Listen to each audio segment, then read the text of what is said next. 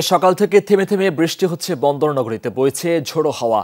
এ বিষয়ে আরো জানাতে চট্টগ্রাম থেকে যোগ দিচ্ছেন সহকর্মী জোবায়েদ ইবনে শাহাদাত।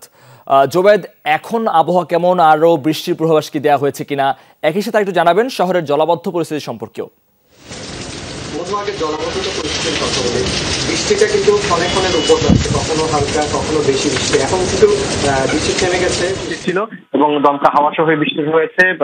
নিম্নাঞ্চল যেগুলো সেগুলোতে অলরেডি কিন্তু পানি জমে গেছে, একেবারে পানি নিচে তলিয়ে যাওয়া যেটাকে বলে। শ্রীলঙ্কা আবারও রপ্তানিতে শীর্ষে।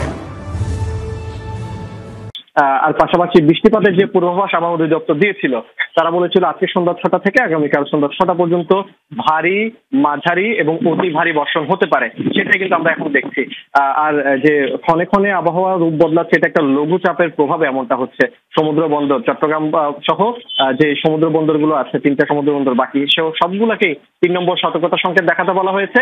একই সাথে পাহাড়ি যে সকল এলাকাগুলো আছে সেখানে পাহাড় ধসের ঘটনা ঘটতে পারে এমন পূর্বাভাসও কিন্তু আবহাওয়া অধিদপ্তর দিয়েছে, যে পাহাড়ি এলাকাগুলো থেকে যাতে সাধারণ মানুষজন সরে আসে। কক্সবাজারে কিন্তু আজকে প্রাণহানির ঘটনা ঘটছে, রেকর্ড পরিমাণ বৃষ্টি হয়েছে।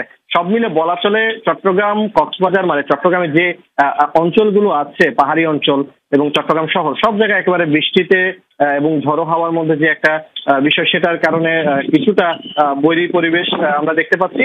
পাশাপাশি বৃষ্টিপাতের এবং জলাবদ্ধতার কারণে যেহেতু আজকের দিনটা পার হয়ে গেছে, আগামীকাল হয়তোবা যদি ভারী বৃষ্টি হয় সেক্ষেত্রে সাধারণ মানুষ এবং যদি ভারী বৃষ্টি হয় সেক্ষেত্রে সাধারণ মানুষ এবং কর্ম তাদের ভোগান্তিতে পড়তে হবে। অতিবর্ষণে একেবারে নাজুক অবস্থা। ধন্যবাদ জোবায়েদ আপনাকে।